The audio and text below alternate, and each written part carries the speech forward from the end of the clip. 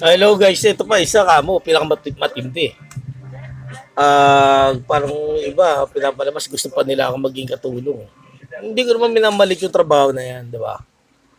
Pero bakit sa dami-dami na nangangailangan ng trabaho tapos ako pa ang gusto nilang gawing katulong? Ano ba meron ako na wala sa iba, di ba? Yan ang tunay, guys.